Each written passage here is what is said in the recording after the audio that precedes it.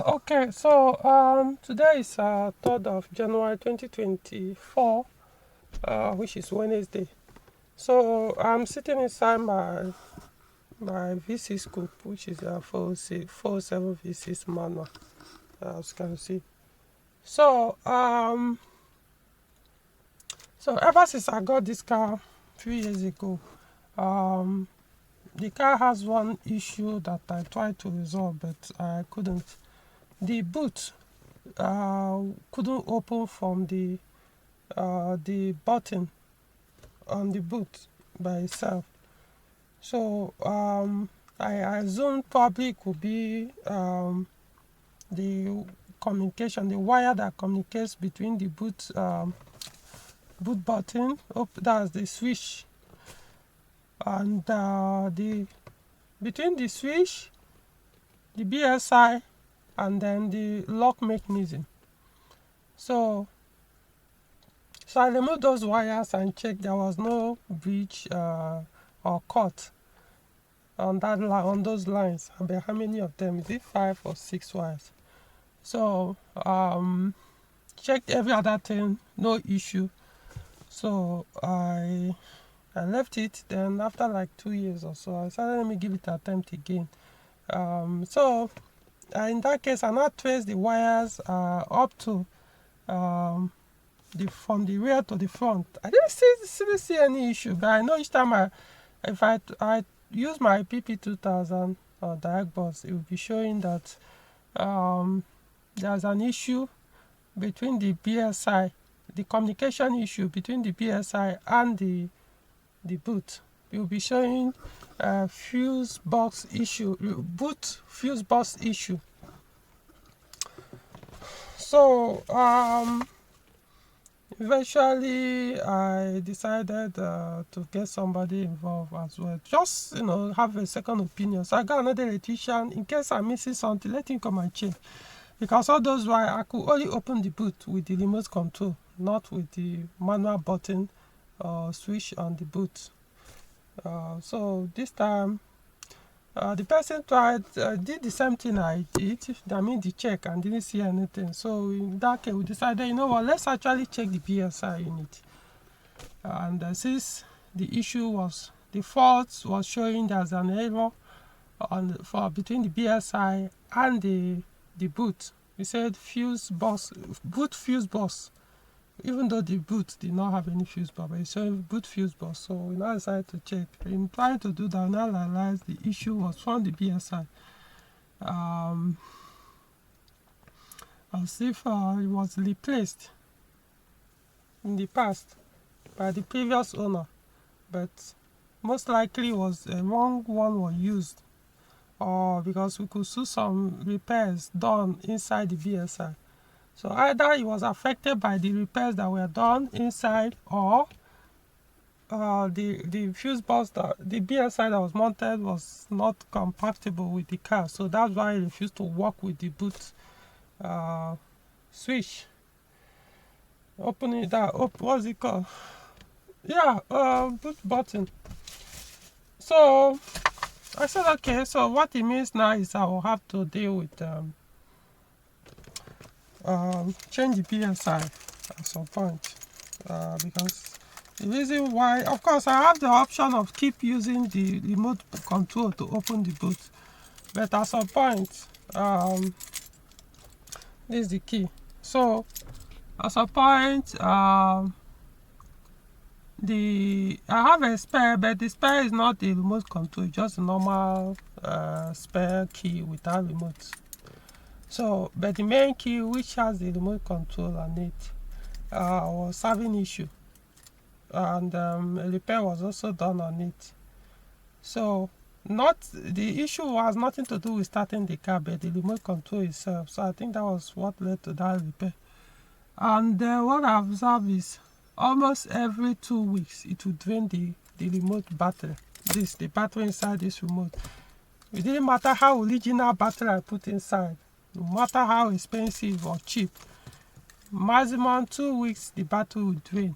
So which shows that whatever that was probably, I don't know, like I say, it could be the repairs done, or just that the the remote itself has failed, so it's now draining the battery. So what I usually do sometimes, if I'm not going to use the car for, like if I use the car for like a week and don't want to use the next week, I will have to remove the battery, because if I leave that battery inside the remote, definitely it's going to the battery will drain by the time I want to use the car. So that's the issue, how I've been using the car. So I was like, okay, what next? What should I do then? Change the key, that buy the remote control, new one. Then I look at my option. I couldn't even get a good one in Nigeria. And then the option of buying from outside, ordering from outside, I just wasn't comfortable, because like the ones they sell on AliExpress, by the time you spend, I don't even know how much it is. Sometimes the remote control, they don't last. I've tried it. Only once lasted for years. But every other ones, I've purchased about 10. Like I said, out of the only one was able to work. The rest didn't. So I was like, okay, even if I decide to go ahead to buy, it will cost me probably, who knows, like 50,000 or less to get it in, with the risk that I might not work for after some days.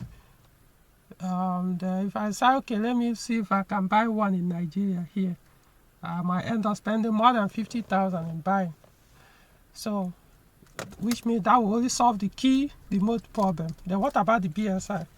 Okay, fine. If I want to buy the new BSI so that I won't have to change the engine ECU and the key, it means I will likely spend about over 100,000.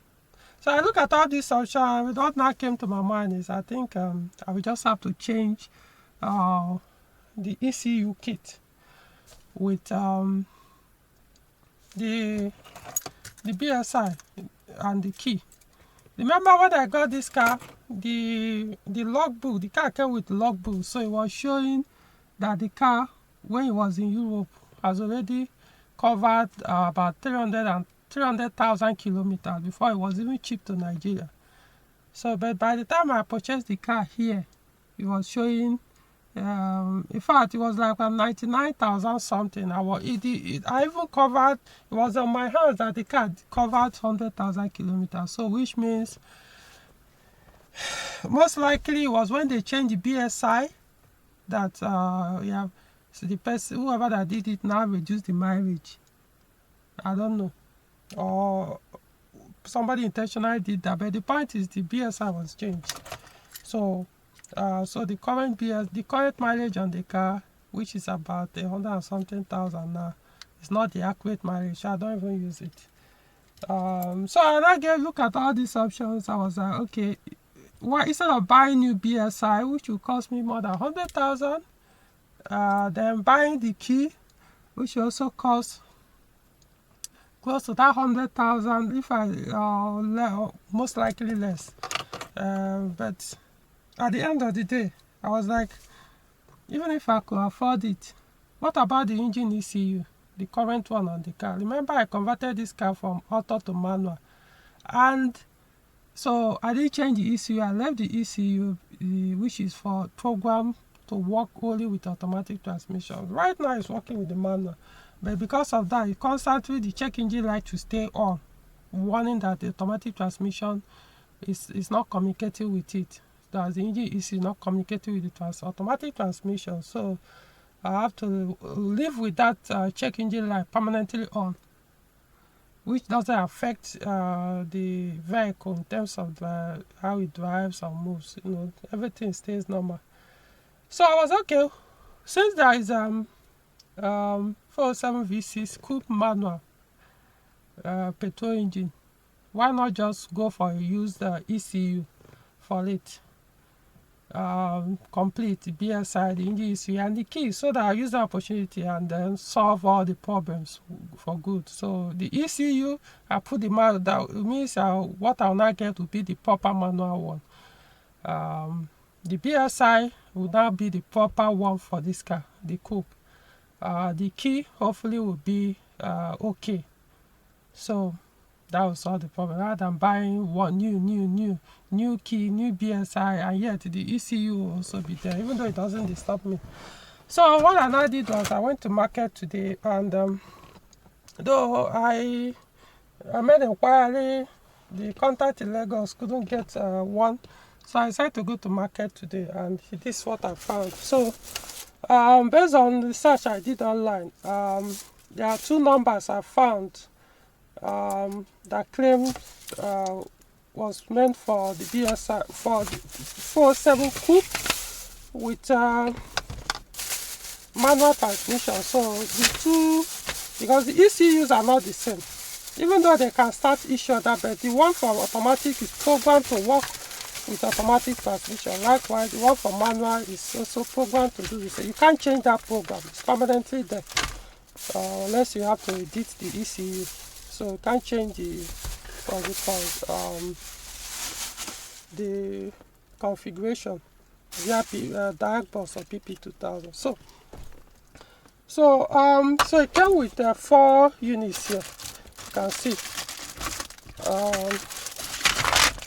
So first and foremost, this is the BSI unit, and so it's the same design.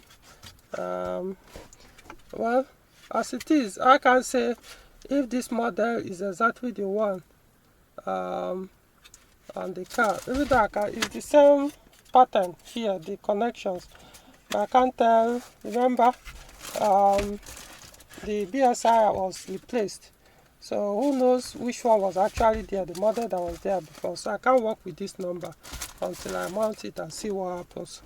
Now this one is for the variable suspension ECU.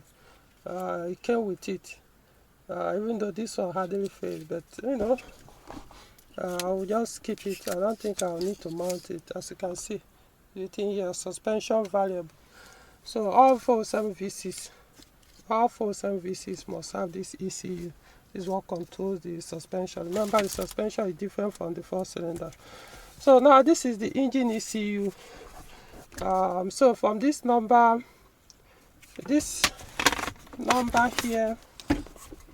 here, and here, this particular one is showing, from what I found online. I'm not sure until I mount it. I'll now check with my direct bus to know if truly this is for manual VC Coupe. That is supposed to be for manual. That's what the online is showing. So there are 2 of them, but I was only able to find one. This one was produced in 2005. So we'll see. Then it came with 2 keys. So